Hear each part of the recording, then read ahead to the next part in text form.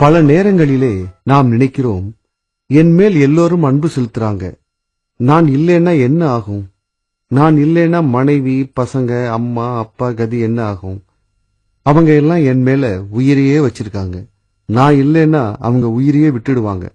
இந்த மாதிரி எண்ணத்திலேயே நம்ம வாழ்க்கை போயிட்டு இருக்கு. ஆனா அதோட உண்மையே வேற. ஒரு குரு சிஷ்யன் இடையில வாக்குவாதம் ஒரு நாள் நடந்தது. குரு சிஷ்யனுக்கு இந்த உலகத்துல எல்லாமே ஒரு பிரம்மை, நிஜமாக இருக்கிறது கடவுள் மட்டும்தான், உண்மையான அன்பு காட்டுறவங்க யாருமே கிடையாது என்று கூறினார். உங்களுக்கு தெரியாது விடுங்க. என் மனைவி என் மேல உசிரியா வச்சிருக்கா. அம்மாவுக்கு நான் இல்லைன்னா ஒரு வேலையும் ஓடாது. பசங்களுக்கு என் மேல மிக்க மரியாதை. என் வியாபாரம் போடி எல்லாமே எல்லாம் இருக்கு. இப்படி இருக்கும்போது இதெல்லாம் எப்படி கற்பனை ஆகும் சாமிஜி? உன் மனைவியோட அன்பு, அம்மா அப்பாவோட பிரியம், பசங்களோட மரியாதை எல்லாம் வெறும் பிரம்ம. இதெல்லாம் எப்படி பிரமையாகும் சாமிஜி? தினமும் நடக்கிற இதெல்லாம் என்ன பிரமையா?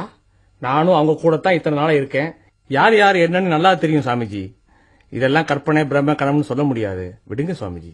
ஒருவேளை நீங்க சொல்றதெல்லாம் தப்பு நான் நிரூபிச்சிட்டேன்னா என்ன பண்ணுவீங்க? அப்படி ஏதாவது ஆனா கண்டிப்பா உங்க கூட வந்துடுவேன் சாமிஜி.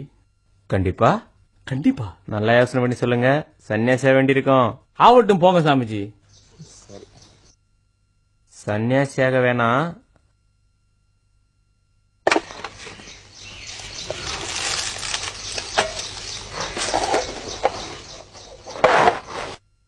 இதோ இத புடிங்க. இத வீட்டுக்கு போன பிறகு சாப்பிட்டீங்கன்னா செத்த மாதிரி இருப்பீங்க, ஆனா சாக மாட்டீங்க. நீங்க செத்துட்டீங்கன்னு தெரிஞ்ச அப்புறம் வீட்டுல யார் யாரு என்ன பேசிக்கிறாங்கன்னு உங்களுக்கு கேட்கும். சரியான நேரத்துல நான் அங்க வருவேன். இதுல ஒன்னும் பிரச்சனை இல்லையே சாமிஜி? உயிருக்கு ஒன்னும் பயம் இல்ல.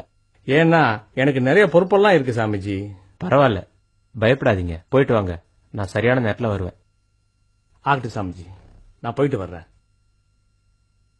குரு கொடுத்த மருந்தை சிவநாதன் சாப்பிட்டார். அவர் செத்து போயிட்டார்னு எல்லோரும் நினைக்கிறாங்க.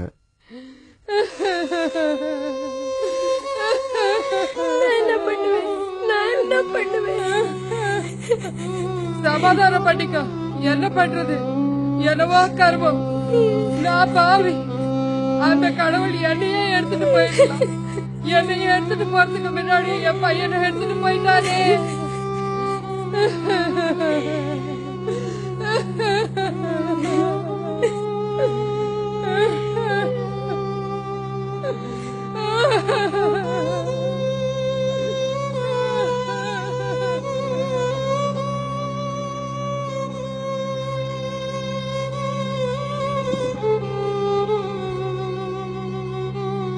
சுவாமிகளே, என்ன அநியாயம்! காலையில நல்லா தானே இருந்தா, எங்கேயோ போயிட்டு வந்தா, அப்புறம் இப்படி ஆயிட்டா. சிவநாதன் இன்னும் உயிரோட தான் இருக்கார். அப்படின்னா என் புருஷனை எப்படியாவது காப்பாத்துங்க.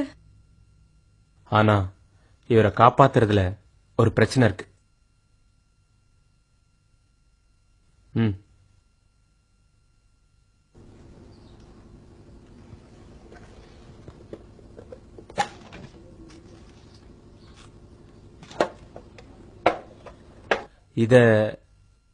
இத தண்ணில கலந்து கொடுத்தா உயிர் வந்துடும். அவ்வளவுதானே, கொடுங்க, நான் கலந்து கொடுக்கறேன். கொஞ்சம் தண்ணி கொடுங்க.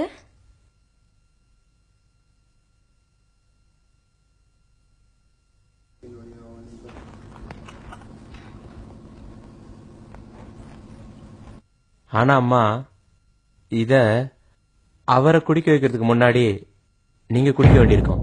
அவ்வளவுதானே, நான் குடிக்கிறேன். ஆனா கொஞ்சம் பிரச்சனை இருக்கு. இத முதல்ல நீங்க சாப்பிட்டா உங்க உயிர் போயிடும்.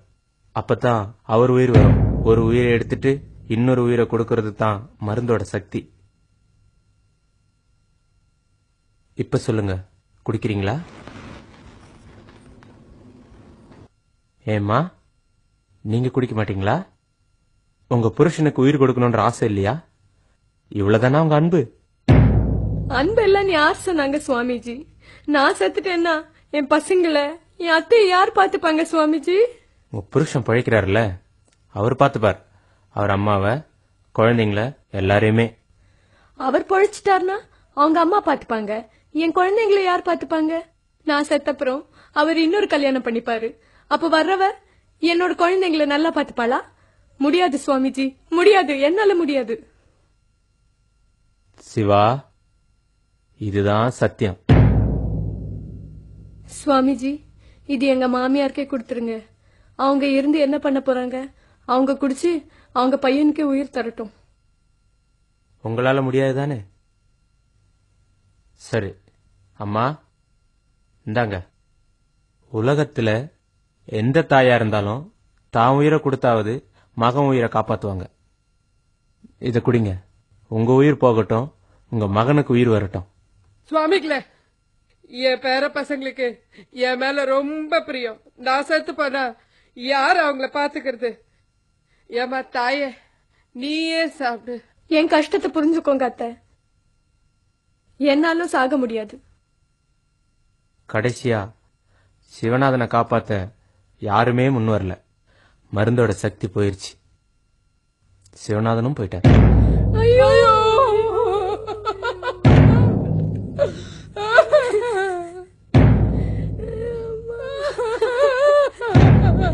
தூக்கிட்டு போங்க. கீழே வைங்க, கட்டில கீழே வைங்க. ஏம்மா, என்னாச்சு? என் புருஷன் நரவுல இருக்கிறது அந்த கட்டில் ஒண்ணுதான். அம்மா, பையனே போனதுக்கு அப்புறம் கட்டிலுக்காக வருத்தப்படுறீங்க. என் பையன் கட்டிலோட எடுங்கப்பா. என்னை விட்டு போயிட்டானே, நான் என்ன பண்ணுவேன்?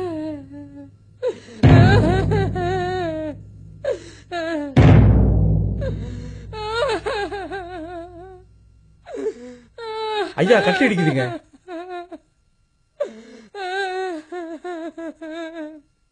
வாசக்கால இடிச்சிடுங்க, சுலபமா எடுத்துட்டு போலாம். ஐயோ, வேண்டாம் வேண்டாம், வாசல் உடைக்காதீங்க. அவரும் இல்ல. இதை யார் சரி பாப்பா? அம்மா, உடம்ப தனியா தூக்க முடியாது. கட்டிலோட தான் தூக்கணும். உடம்பு விரைச்சு போச்சு. கட்டில இருந்து உடம்ப தனியா தூக்குனா உடம்புல கை, கால் இதெல்லாம் உடைஞ்சிரும். புருஷனுடைய கைய காலை உடைச்சிட்டு அப்புறம் எடுத்துட்டு போலாமா? என்ன வேணா பண்ணுங்க, ஆனா கதவை மட்டும் உடைக்காதீங்க. அந்த கட்டில எடுத்துட்டு போகாதீங்கப்பா. ஓஹோ, என்ன ஆனாலும் பரவாயில்லையா? ஆ? ஏம்மா, என் உயிரை விட கட்டில் பெருசா? ஏண்டி, என்னை விட உனக்கு இந்த கதவு, வீடு எல்லாம் பெருசாயிடுச்சு இல்ல? சுவாமிஜி, நீங்க சொன்னது உண்மைதான். எல்லாரும் தங்க சுயநலத்திற்காக தான் அன்பு காட்டுறாங்க. உண்மை என்னன்னு இப்ப புரிஞ்சிருச்சு.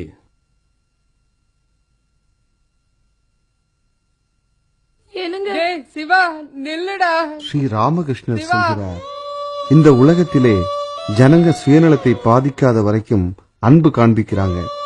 யார் சாதகனா இருக்கானோ அவன் இப்படி விசாரம் பண்ணணும்.